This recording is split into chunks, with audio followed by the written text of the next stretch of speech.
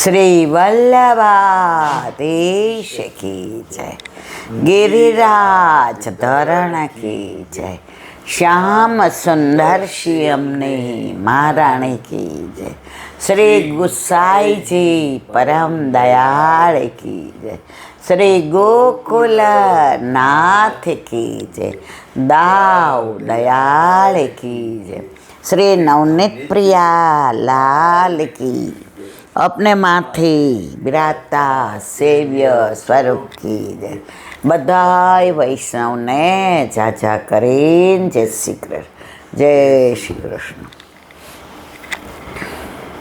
गई काले बहु आनंद कर्यो, परमानंद कर्यो। ઠાકોરજીનો પાટોત્સવ એટલે મારા હૈયે હરખ ન માય રે। ગોકુળમાં નંદ ઉત્સવ થયો ત્યારે 1 વર્ષ સુધી નંદ ઉત્સવ ચાલ્યો હતો। યશોદાજી નંદ બાવા છઠ્ઠી મૂકવાનું ભૂલી ગયા હતા। 1 વર્ષ એટલે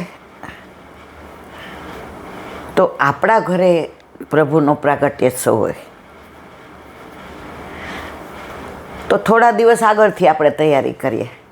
આમ કરશું, આ બનાવશું, આટલા વૈષ્ણવ આવશે, આવી વ્યવસ્થા કરશું, અને પછી આનંદ કર્યો તો અઠવાડિયું વાગોળશું। કોઈનો બી ફોન આવે, કોઈ આવે, નીલાબેન અમને ન બોલાવ્યા, મારા વાલા બધાને બોલાવવા, ઠાકોરજીએ ઘણું આપ્યું છે, પણ આ વરસાદની સિઝનમાં બેસાડવા ક્યાં? પહેલાં તો નક્કી કર્યું હતું ભલે 1000 માણસ થાય એનાઉન્સ કરી દેવું, 16 જાશું, પણ હવે તો ઓલામાં લખી દે છે કે આ ટાઈમે વરસાદ ને આમ ને તેમ ને, તો બેસવું ક્યાં? પણ જેટલાએ આનંદ લીધો, જાણે આપણા ઘરે બધા આવ્યા હોય અને ઘણા વર્ષે આપણા ઘરે દીકરો આવ્યો હોય લૌકિક, અને બધા એમ કે ભગવાને તમારી સામું જોયું હો, ભગવાને તમારી સામું જોયું, જો આટલા દિવસે તમને દેવના ચક્કર જેવો દીકરો આપ્યો। તો કાલે મને એવું થતું હતું કે આટલા જન્મે વલ્લભે મારી સામું જોયું અને મને અલૌકિક લાલો આપ્યો, પોતાનું સર્વસ્વ મારા માથે પધરાવી દીધું, એના લીધે જ આટલો આનંદ। બાકી લૌકિકમાં તમે ઊભાઈ ન થઈ, એના નાચવાનું ને ગાવાનું ને લગ્ન ને એવું હોય ને એમાં તમારે 15 દી પહેલાં કોરિયોગ્રાફરને બોલાવે, બધા પ્રેક્ટિસ કરે કે આ ગીત ઉપર આવી કરી, એમાં આવું, આ લૌકિકમાં તૈયારી કરવી પડે, અલૌકિકમાં તમે અંદર એટલો ઉત્સાહ હોય। હવે આટલા મારા પગ દુખે છે અને મારા જેવા બીજા 10 હતા મારાથી મોટી ઉંમરવાળા, એ થનકવા માંડ્યા। આજે મને કાંઈ કોઈએ નહોતું કીધું હાલો ઈલાબેન, બધાને ખબર આ નહીં, પણ છતાંય આમ એવો આનંદ આવ્યો કે અંદરથી હાથ પકડીને કોઈએ કીધું માં મને ખબર તને બહુ ગમે છે આ બધું, થઈ જાવ ભાઈ, હું હાથ પકડીશ ને તો જેનો હાથ દીનો નાથ પકડે એને પછી ચિંતા કરવાની જરૂર હોય ને। એ કાલે પ્રતીતિ કર્યું આપણે। આનંદમાં કેવું છે, વાગોળવાનો પાછો આનંદ આવે। કાલે જે કર્યું, રાત્રે એક અમેરિકાથી એક વૈષ્ણવનો ફોન આવ્યો, ઈલાબેન અમે તમારી હારે જ હતા ત્યાં, અમને એવું લાગતું જ નહોતું કે અમે અહીંયા છીએ, તમે અહીંયા આવો ને તમારો દીકરો જ 2-3 મહિના, અને અમે બધા નથી। મારા વાલા બધી વાત છે, પણ 18 કલાક પ્લેનમાં બેસે કોણ?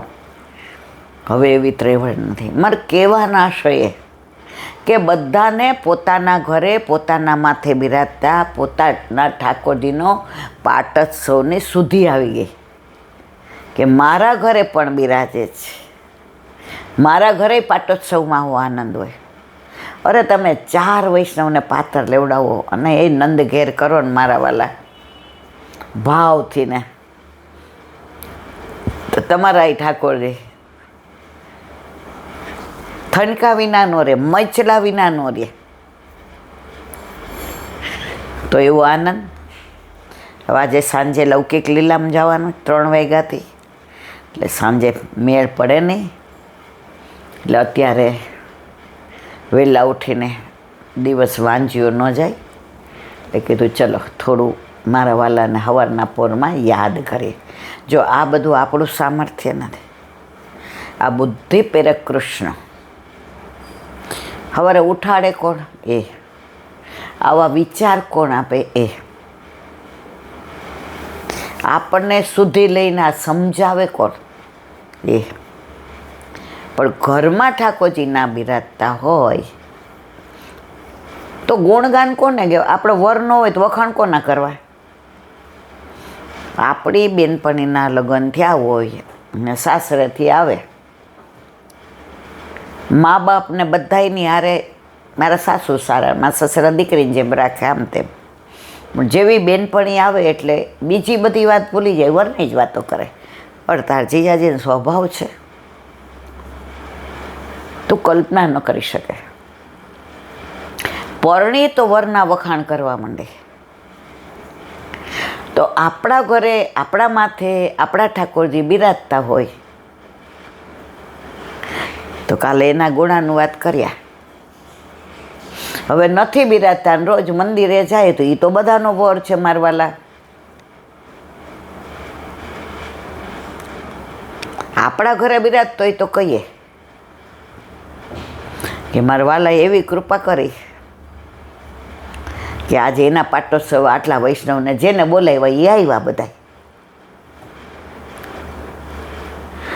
તો પાટોત્સવનો અનેરો આનંદ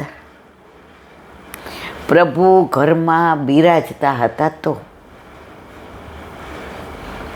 આરાધ્યાના ભાઈબંધ આવ્યો એ કે આજે નહીં આવું રમવા ક્રિકેટ, આજે અમારા ઠાકોરજીનો પાટોત્સવ છે. અરે વાહ! સગુનની ફ્રેન્ડ આવી એ કે હાલાલ પ્રસાદ લેવા બેસી જા, આજે અમારા ઠાકોરજીનો પાટોત્સવ છે. મારે જે કહેવું છે તે આ તમારા ઘરનું, તમારા જીવન, તમારા સંસારનું માહોલ ફેરવી દે વગર બોલે.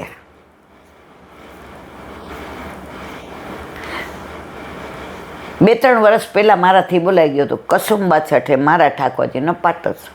કેટલા બધા મેસેજ છે, કેટલા ફોન એટલે બિચારા ઓછા કરે કે ખબર છે કે આ હવે આમનું કામ નથી, પણ મેસેજ તો કેટલા બધા. એ બધાને ઝાઝા કરીને જય શ્રી કૃષ્ણ મારવાલા.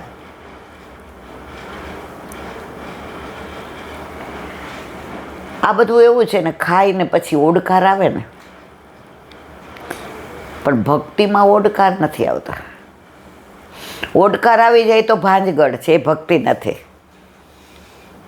અને ઓડકાર નથી આવતો તો એ ભક્તિ છે. ભક્તિ એવી વસ્તુ જેમ જેમ કરો એમ તરસ વધતી જાય. લૌકિકમાં તમે પાણીની તરસ લઈ ગઈ હોય 1 ગ્લાસ પીઓ, 1.5, 2, ત્રીજે પછી આપણે કહીએ એ હવે નહીં હો, ક્યાંક બાપા મને ઉલટી થશે. તરસ છીપાઈ ગઈ. ભક્તિમાં તરસ નથી છીપાતી, તરસ વધતી જ જાય છે. આપણા ઘરે પ્રભુ પધાર્યા ત્યારે મને ખબર નહોતી કે હા હા હા આવો આનંદ.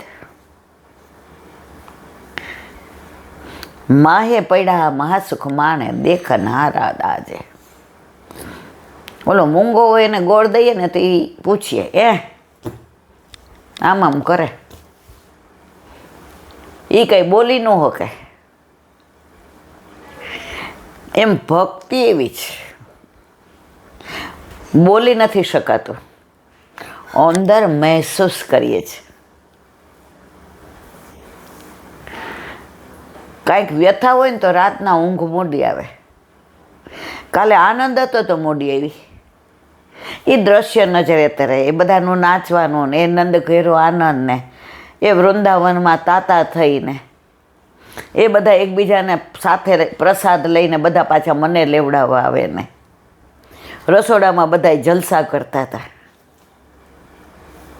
વિડીયો ઉતારીને બધાને બતાવ્યો હોય ને તો એમ થાય હા, બધા ભૂલી ગયા હતા કે વરસાદ બહાર ચાલુ છે, કેમ જાશું, બધા મસ્તીમાં હતા. આ મસ્તી એવી છે, દારૂનો નશો હોય ને એની મસ્તી, દારૂ હોય ત્યાં સુધી, જેવો દારૂ ઉતરે એટલે મસ્તી ઉતરે. આ મસ્તી ચડે પછી કોઈ દી ઉતરતી જ નથી, એમાં વધારો જ થતો જાય છે. આટલા બધા આવ્યા હતા, 50 કે જે હોય તે, કોઈ ઠાકોરજી વિનાનું હતું? એક બી જણ ઠાકોરજી વિનાનું નહીં.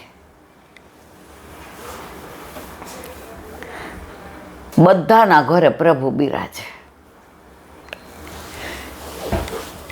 પરણેલા હોય ને એને પરણેલાની હારે વાતો કરવાના આનંદ આવે. કુંવારા હોય ને શું કેવું, બહુ સારું, ત્યાં જીજાજીનો સ્વભાવ સારો, બસ લ્યો. બોલો તો ઘણું બધું બોલીએ, જે મહેસૂસ કરીને આવ્યા હોય એ બોલીએ. તો આપણા ઘરે આપણા માથે આપણા ઠાકોરજી બિરાજતા હોય તો અંદરનો આનંદ, ઉલ્લાસ, ઉમંગ, અતિરે આનંદ ભર્યા આવો મારે આંગે, શ્યામ સુંદર વર બેઠા છો સંગે, મુખડું જોયા વિના જળ હું ના પીવું રે, રસિક સુંદર વર જોઈ જોઈ જીવું રે. રસિક સુંદર વર જોઈ જોઈ જીવું રે. પણ એ ઘરમાં બિરાજતા હોય તો મારા વાલા, કોરોનામાં કયા મંદિરમાં રસિક વરને જોવા જાઓ? તમને તાવ આવ્યો હોય તો કયા રસિક વરને જોવા જાઓ બહાર? તમારો પગ મચકોડાઈ ગયો હોય તો તમારા ઠાકોરજી કે હું છું ને, એ આપણા એકલાનો જ, બીજા કોઈનો નહીં.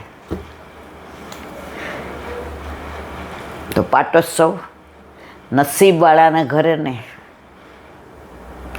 ભાગ્ય સૌભાગ્યવાળાને ત્યાં ને, મહા સૌભાગ્યશાળી હોય ને